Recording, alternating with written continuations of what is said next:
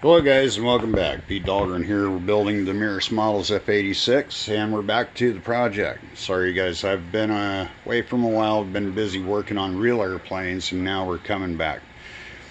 I'm going to show you guys a few things of what I'm doing here and how I'm actually doing the fit up of the hinging. And those of you that are building this and following this, I just want to let you know I apologize for not posting any videos. There's 59 of them so far and this is number 60. So anyway, moving right along. A lot of guys have been asking a lot of questions about this airplane, what I'm doing to secure the servos. Well, I'm using a pinch fit method, and since I lost the hatch, I'm going to have to make a new one, but this is basically what I'm going to do here. Now, on the hinging method I cut these in, and there, I got a major booger there, but that will fill real easy. And we're getting ready to glass. Now you'll notice that it sits nice and true and it's really straight to the deal. Well, what you want to do is don't final sand this until you have hinged it and you can actually block that in. You can round the edge off, and you will have to cut the notches in there for the hinges because they're going to sit back quite a bit. They're going to sit back into here. And then once you get this done, you can pin it or whatever method you do. I take them off and I actually lay them flat and make sure that they are true, because you don't want any airflow deflection. You just want these nice and clean, and you want them to move without there. These are not glued yet. And then I got to final sand them. But as you can see, once that hinge sits back almost into here, right about in there is where you want it. You're going to have it. Now, I'm using a smaller pin hinge. You can go bigger. And I might even do that yet. The reason I didn't is because I don't want a great big gaping hole, and I put more than enough hinges in here. There's 5 of them in there. So what we want to do is make sure that this goes. And as you can see, they're just loose fit. And when they come in there, you're going to have some blocks in here. You don't want to get too carried away, but once you epoxy them in, they'll be just fine. If you want to put a thicker block in there, that's okay. You do not have to use these pin type hinges. I like these, and I just use them on everything. Now on the rudder, however, I use a lot bigger because it's a lot bigger surface. Now this is what we're talking about when we come in about the servo. Now this is a dummy servo that I use, the same size as the Savoxes that I'm going to be putting in here. And I use dummy servos because it doesn't matter if you get anything on them, you paint them or do whatever, and they're really good for fit up. And usually they have more bracing on them than the regular servo will, but they're going to be the same size.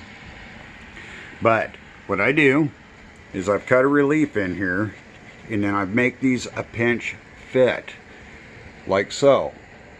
And the reason I do that is because the lid will actually hold down on this, and you can put a piece of tape on that, two-way tape. It'll keep these once they're in. You put a piece of two-way tape in this to do it. Now they just slide right in real easy with a piece of two-way tape on the inside. There's no chance of it's coming out, but it's also still removable.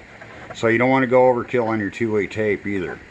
You want to make sure that this that they're facing the right way too. You don't want too long a linkage. So you want to make sure that the motor is facing to the rear of the airplane. And what this does is that it comes out there, you get a shorter link, because it is a long link that goes from here. It'll come down to there, and it'll be done.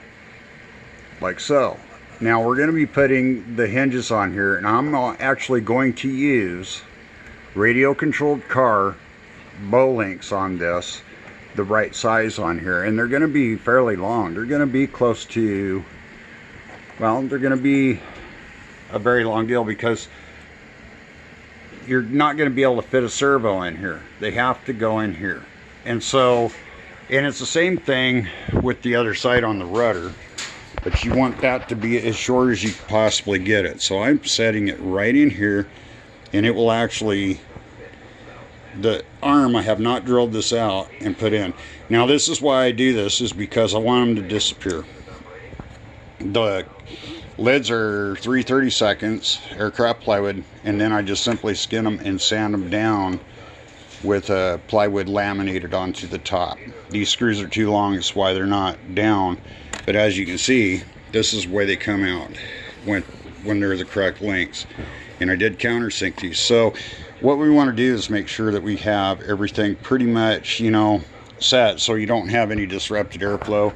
And once I glass this, these lines and all that will become kind of like a panel line, and I will dress them up and with fillers and everything else. Now before I sheeted the bottom of this, I wanted to show you what I did before I actually capped this off. And these hinges are remarkably strong. They're not a problem, but this is how I did this. And I will sand this flat to get this contour in there and get this in. And you just want to use a block. This has not been finished sanded to the actual shape. As you can see, it's high, but they're kind of a little buggered finagle. And then I just simply laminate the wingtips to kind of get them in.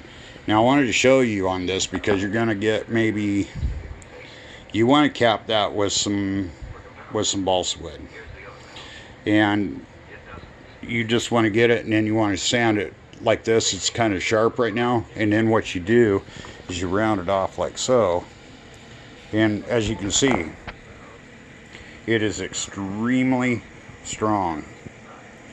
Now the counterweight is kind of an issue on the tail, because, well, on the rudder, because it does actually move in here. But you need to make it done the way I did my hinges. I should have did them a little bit differently, but I didn't. And I still need to set these. I'm still working on this, but I don't want any gaps.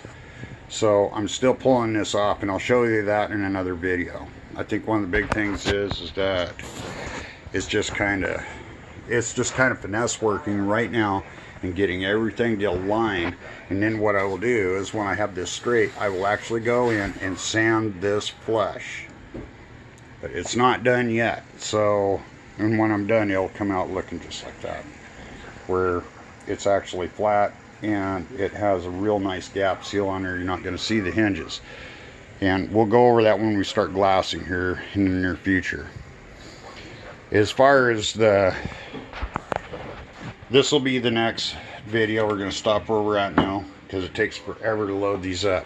So I'm going to go over a few things here on the hatch detail and what I'm using to actually tighten it down.